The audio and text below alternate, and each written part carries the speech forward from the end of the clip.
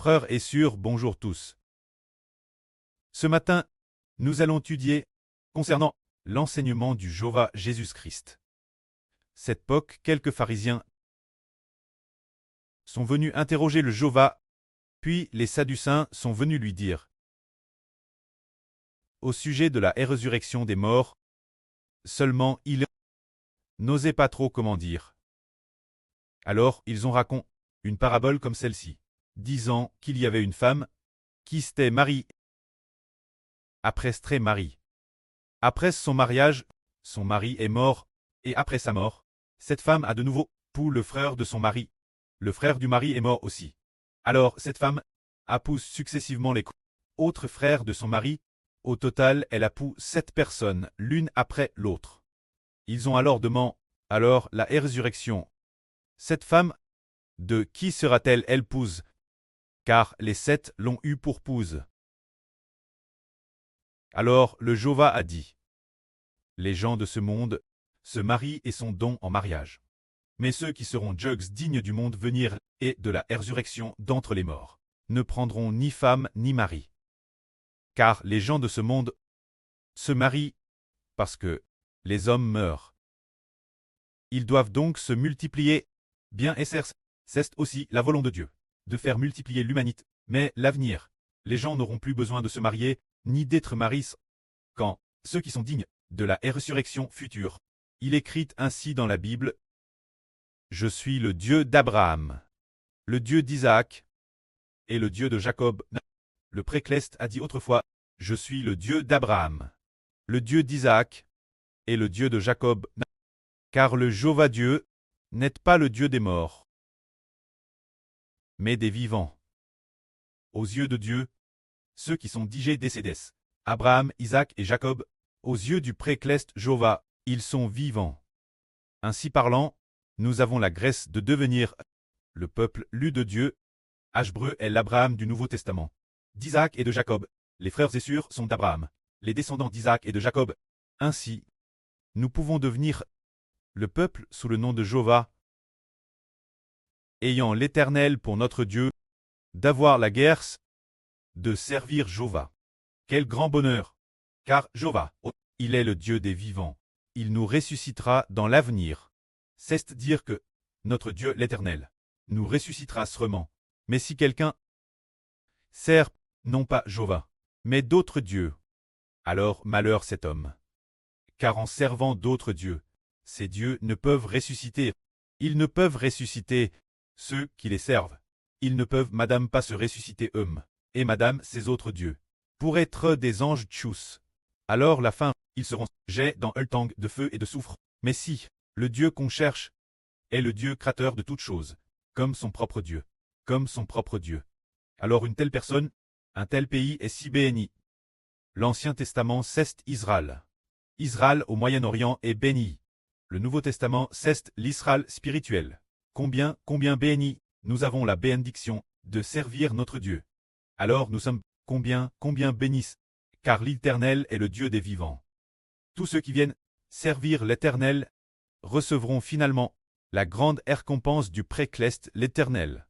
Madame Sils meurt de leur vivant. Ils ressusciteront dans le futur pour la vie éternelle. C'est l'héritage de ceux qui servent l'Éternel. La bénédiction de ceux qui servent l'Éternel, c'est cela le Dieu des vivants. Pourquoi devons-nous ressusciter? C'est parce que nous pouvons servir le Dieu éternel, que nous pouvons ressusciter. C'est le prêt qui veut travers son Fils nous ressusciter, afin que nous puissions servir ce Dieu vrai et vivant. Ce moment tel quelqu'un vint demander au Jéhovah Jésus, Maître, dans la loi, quel est le plus grand commandement? Le Jéhovah dit, tu aimeras de tout ton cœur, de tout ton meu, de toute ta force, et de toute ta vie, le Jéhovah ton Dieu. C'est le plus grand et le plus important commandement. Le second est semblable. Tu aimeras ton prochain comme toi-même.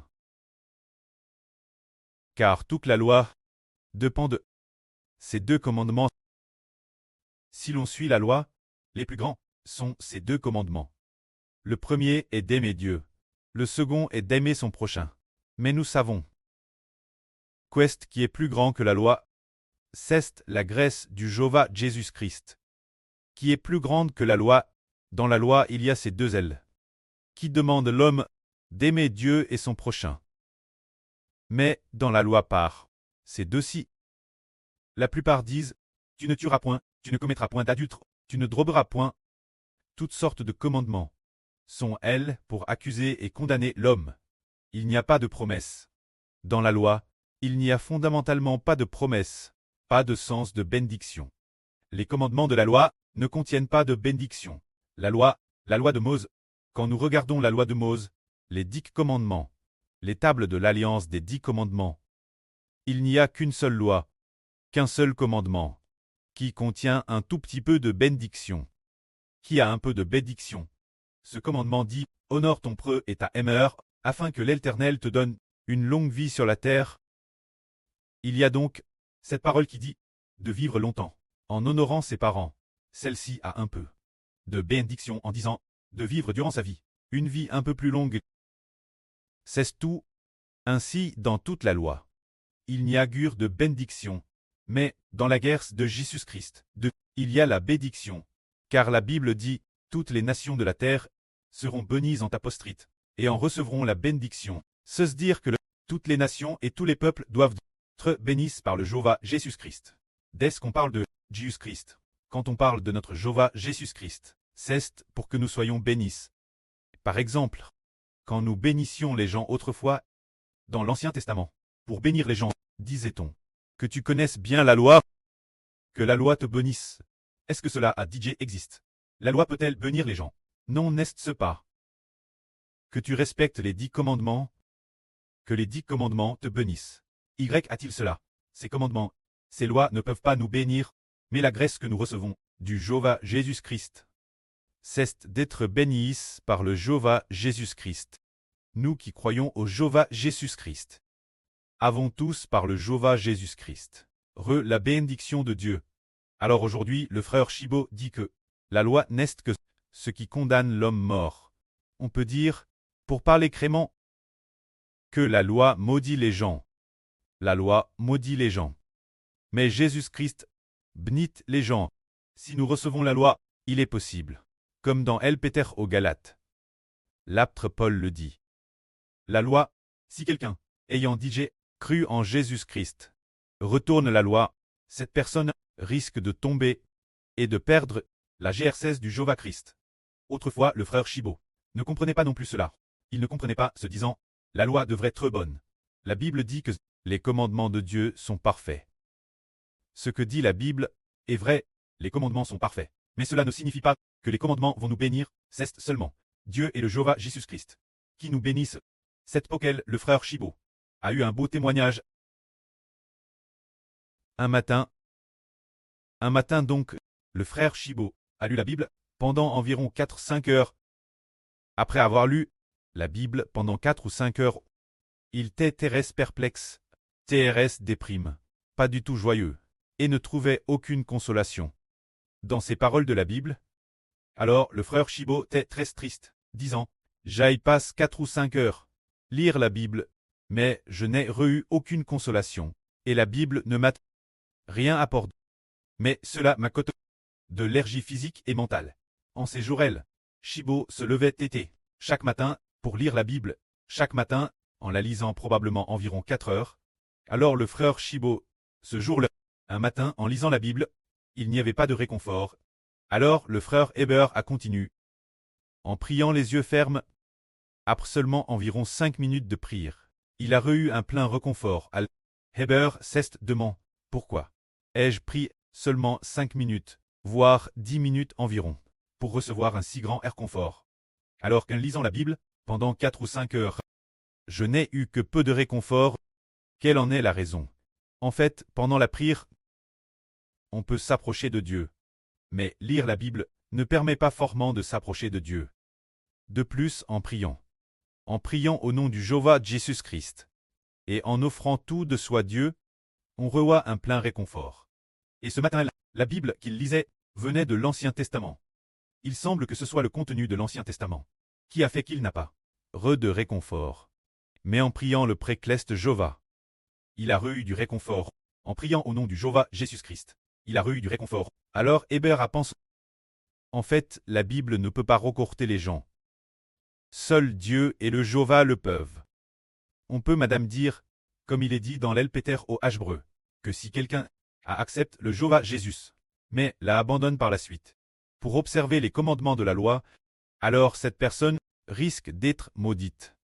Car ce n'est pas en lisant la Bible que nous sommes bénis, mais c'est en recevant le Jéhovah Jésus-Christ que nous sommes bénis. Si le simple fait d'avoir la Bible apportait la bénédiction, alors aujourd'hui Hébert le dit en toute vraie, dans Eltat d'Israël au Moyen-Orient. Ces pharisiens et ces scribes, ils étaient si puissants, ils étaient juifs et connaissaient particulièrement bien l'Écriture. Cependant, ce qu'ils connaissaient, c'était l'Ancien Testament. Si la connaissance d'Écriture apportait la bénédiction, alors ils auraient de recevoir les bénédictions clestes, ou bien ceux qui maîtrisaient l'Écriture, auraient de devenir les prêtres fondateurs de l'Israël de la Nouvelle Alliance. Mais ce ne fut pas le cas. Au contraire, c'est le frère Hébert un païen qui l'a eu. En réalité, la bénédiction vient par Jésus-Christ. Nous sommes bénis parce que nous aimons Dieu. Ainsi on comprend plus tard dans les chansons que nous avons créées cette fois-ci. Chaque chanson est proclame au nom du Jéhovah Jésus-Christ. Si lorsque nous chantons ces chants de proclamation sur le nom du Jéhovah Jésus-Christ, si nous avons de l'affection pour le nom du Jéhovah Jésus-Christ et respectons profondément le nom du Jéhovah, ou si nous chantons cette phrase au nom du Jéhovah Jésus-Christ, en y mettant beaucoup d'émotion, beaucoup de cure, alors le frère Hébert dit que le Jéhovah Jésus-Christ bénira sûrement cette personne. Car lorsque nous prononçons cette phrase au nom du Jéhovah Jésus-Christ, cette parole de proclamation proclame qui nous apporte la bénédiction, le nom de Jésus-Christ, le nom du Jéhovah Jésus-Christ. Quel point bénit-il? Prenons un exemple. Tout d'abord dans la loi. Dans les actes des apôtres, il est rapport cet événement, l'apôtre Pierre et Jean allaient au temple pour prêcher l'évangile du nom du Jéhovah Jésus-Christ. Ils ont alors rencontré un homme qui était boiteux, handicap. Cet homme espérait alors que Pierre lui ferait une aumône. Pierre dit, « Je n'ai ni argent ni or, mais ce que j'ai je te le donne. » Pierre dit, « Au nom de Jésus-Christ de Nazareth, je te commande de te lever de ton brancard. » Et cet homme se leva immédiatement. Ainsi, le nom du Jéhovah Jésus-Christ ne contient-il pas une bénédiction pour que ce malade paralyse soit guéri? C'est bien le nom du Jéhovah Jésus-Christ qui a fait qu'il soit guéri. Regardons maintenant, nous tirons l'origine des pécheurs. Nous, au nom du Jéhovah Jésus-Christ, déesse que nous sommes baptisés, devenons des personnes sans péché. Nos péchés sont pardonnés. Ainsi, le nom du Jéhovah Jésus-Christ apporte précisément la bénédiction qui nous permet d'obtenir le pardon de nos péchés. L'origine, nous tions des personnes vouent la mort, mais baptisent au nom du Jéhovah Jésus-Christ. Nous pouvons ressusciter d'entre les morts. On voit donc que le nom du Jéhovah Jésus-Christ est notre vie. L'origine, nous tions humbles, des personnes vraiment insignifiantes. Mais parce que nous avons foi dans le nom du Jéhovah Jésus-Christ, nous devenons nobles. Guerrercé au nom du Jéhovah Jésus-Christ, nous devenons nobles. L'origine, le frère Hébert ne comprenait pas du tout ces mystres. Puis il a eu l'opportunité de bâtir le temple, le pré a alors prédestiné. Le frère Hébert, ce que le Jéhovah Jésus-Christ dise Hébert, proclame le nom du Jéhovah, rite du royaume du Jéhovah. C'est donc en proclamant le nom du Jéhovah, au début de ce mois, nous avons composé au sujet de la proclamation des chansons sur le nom du Jéhovah Jésus-Christ. Le Saint-Esprit a fait voir au frère Hébert que le frère Hébert était comme le roi David.